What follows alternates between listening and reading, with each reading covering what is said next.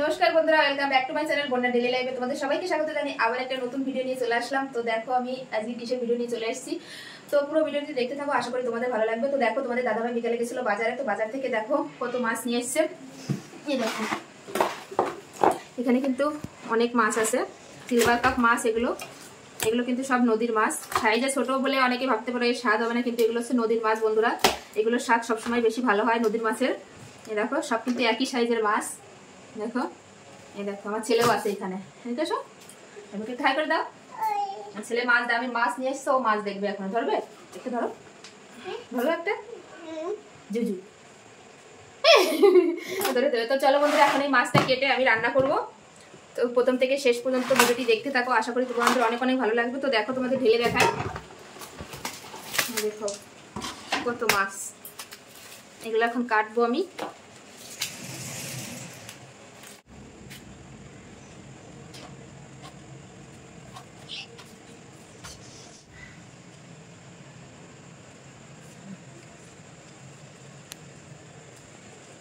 তো দেখো বন্ধুরা, এবার আমি মাছ কেটে নেব।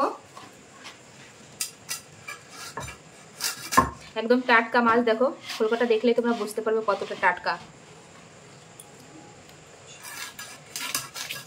তো দেখো এভাবে আমি আঁশ ছাড়িয়ে নেবো। এই মাছের আঁশ ছাড়াতে কিন্তু একটু সময় লাগে, যেহেতু ছোট ছোট আঁশ। তো এভাবে আমি ছাড়িয়ে নেবো আঁশ। তো দেখো আঁশ ছাড়িয়ে নিয়েছি, এবার পিস পিস করে কেটে নেব।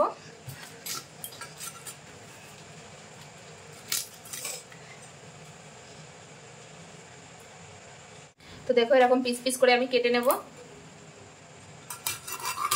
এই যে এরকম পিস পিস করে আমি কেটে নেব সব মাছ। একটু বড়ই রাখছি, কারণ ভাজলে পরে আবার কমে যাবে। এই দেখো, তো এরকম ভাবে আমি সব মাছ কেটে নেব। তো দেখো এই মাছটা একই ভাবেই কেটে নেব আমি।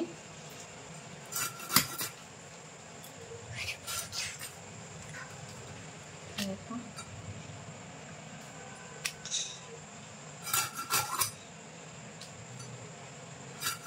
একটা মাছের থেকে 4 পিস বেরোচ্ছে, যেহেতু একই সাইজের মাছ।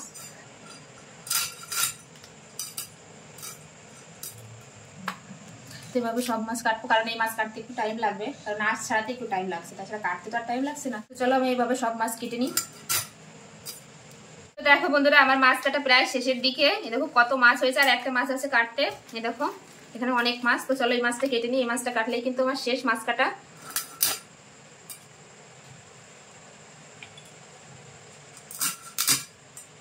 তো দেখো এবার আঁশ ছাড়িয়ে নিচ্ছি।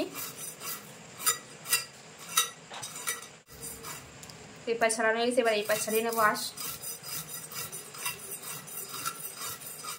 তো দেখো এই মাছটা আমি একইভাবে কেটে নিচ্ছি।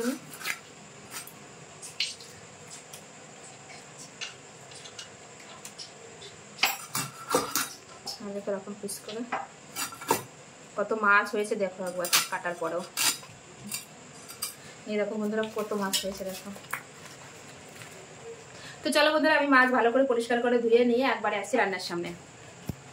এই দেখো, তো দেখো বন্ধুরা, আমি মাছ ভালো করে ধুয়ে নিয়ে চলে এসেছি, আর মশলাপাতি গুছিয়ে নিয়ে একবারে রান্নার কাছে চলে এসেছি। তো দেখো কত মাছ হয়েছে। তো এখান থেকে আমি কিছু মাছ নিয়ে নেবো, আর বাকিটা রেখে দেবো। রান্নার মাথাও দেবো, মাছের দুটো মাথা দেবো, এগুলো নিয়ে নেবো। তো দেখো আমি এই মাছগুলো নিয়ে নিয়েছি রান্নার জন্য, আর বাকি মাছটা আমি রেখে দিয়েছি। তো এই মাছের সর্ষে পোস্ত দিয়ে একটা ঝোল করব। তো প্রথমে মাছে লবণ আর হলুদ মেখে নেব। দিয়ে দেবো পরিমাণ মতো লবণ, দিয়ে দেবো হলুদ গুঁড়ো। এবার মেখে নেব। তো দেখো সুন্দর করে লবণ হলুদ মেখে নিয়েছি, এবার ভেজে নেবো মাছগুলো।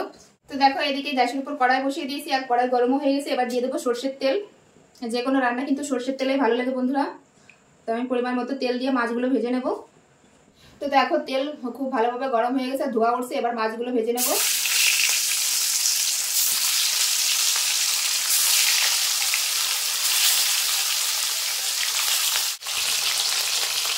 তো দেখো এবার মাছগুলো একবার উল্টে দেবো।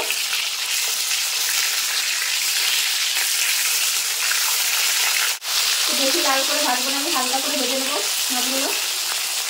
তো দেখো আমি মাছগুলো ভেজে নিয়েছি, এরকম হালকা করে ভেজে নিয়েছি। এবার তুলে নেবো, এরকম করে ভেজে নিয়েছি, তুলে নেবো।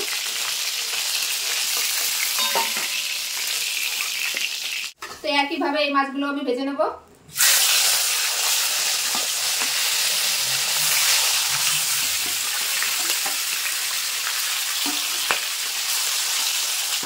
মাছগুলো আমি একবার উল্টে পাল্টে ভেজে নেব।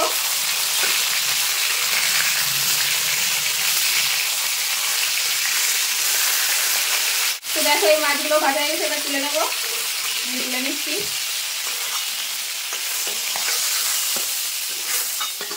তো দেখো বন্ধুরা, এই মাছ ভাজার তেলে আমি ফোড়ন করে নেবো। ফোড়নে দিয়ে দেবো হচ্ছে কালো জিরে। তো দেখো ফোড়নটা একটু ভাজা ভাজা হয়ে গেছে, এবার দিয়ে দেবো টমেটো কুচি। টমেটোটা একটু গলে গেলে তারপরে বাকি মশলা দেবো। তো দেখো টমেটোটা গলে গেছে, এবার দিয়ে দেবো জিরে বাটা। এবার দিয়ে দেবো স্বাদ অনুযায়ী লবণ, আর দিয়ে দেবো হলুদ গুঁড়ো। এবার দিয়ে দেবো শুকনো লঙ্কা বাটা, দিয়ে আর একটু কষিয়ে নেবো মশলাটা। দেখো মশলাটা ভালোভাবে কষিয়ে নিয়েছি, আর তেলও ছেড়ে দিয়ে দিয়েছে। এবার জল দিয়ে দেবো, পরিমাণ মতো জল।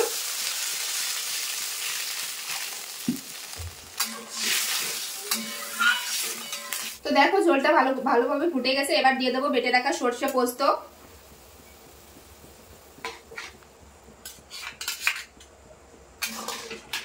দিয়ে একটু নেড়ে নেব। তো দেখো সরষে পোস্ত দিয়ে একটু ঝোলটা আর একটু ফুটিয়ে নিয়েছি। এবার ভেজে রাখা মাছ দিয়ে দেবো। ভেজে রাখা মাছ দিয়ে দিলাম। তো মাছ দিয়ে আর একটু ফুটিয়ে নেব আমি।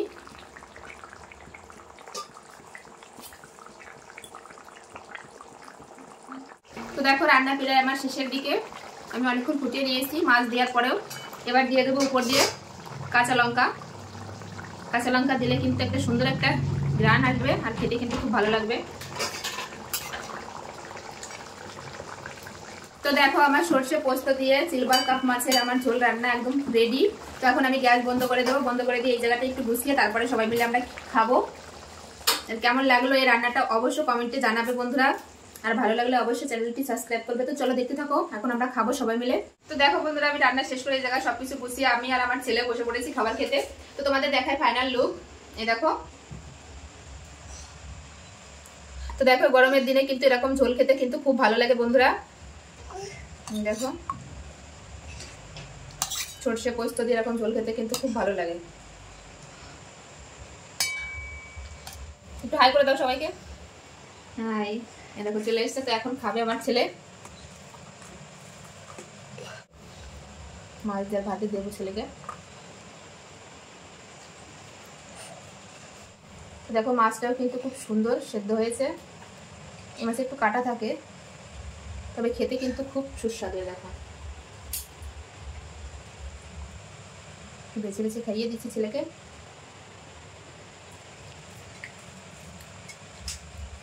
এরকম পাতলা ঝোল কিন্তু গরমের সময় খুব ভালো, স্বাস্থ্যের জন্য কিন্তু খুব ভালো বন্ধুরা। তো তোমরা চাইলে বাড়িতে যে কোনো মাছ দিয়ে এরকম সরষে পোস্ত দিয়ে কিন্তু এরকম ঝোল বানিয়ে খেতে পারো, খুব ভালো লাগবে।